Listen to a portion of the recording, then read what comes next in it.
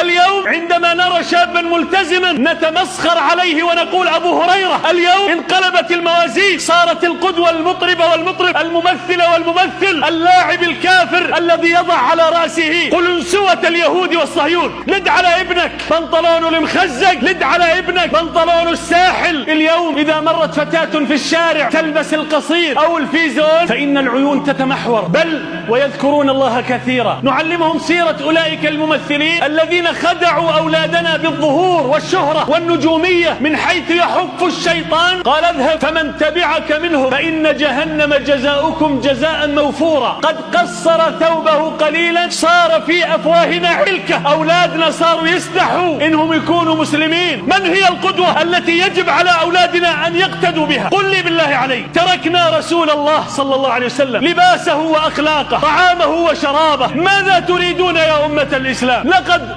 ضحكوا على عقولنا عندما تركنا القدوة الحقة رسول الله صلى الله عليه وسلم. بمن نقتدي اليوم؟ بمن نقتدي اليوم؟ بالفنانين أم باللاعبين؟ من نعلم أولادنا؟ سيرة من؟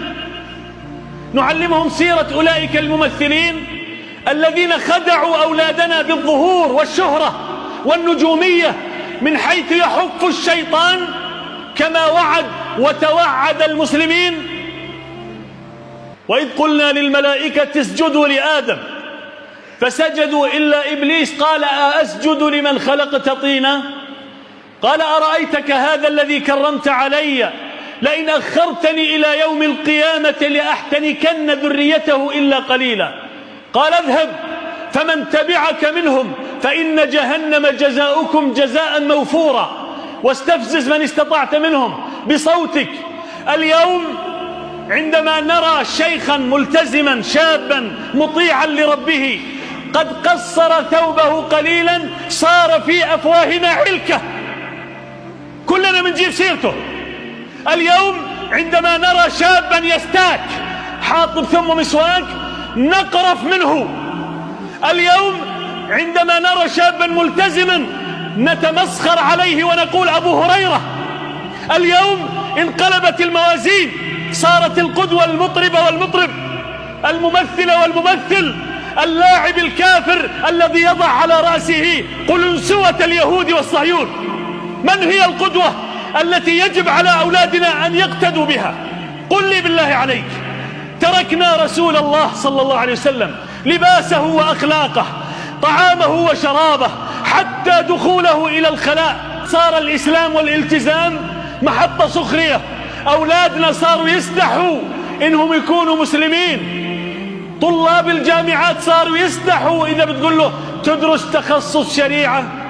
لد على ابنك بنطلونه المخزق، لد على ابنك بنطلونه الساحل، بينما فلان ملتزم بثوب ولحية.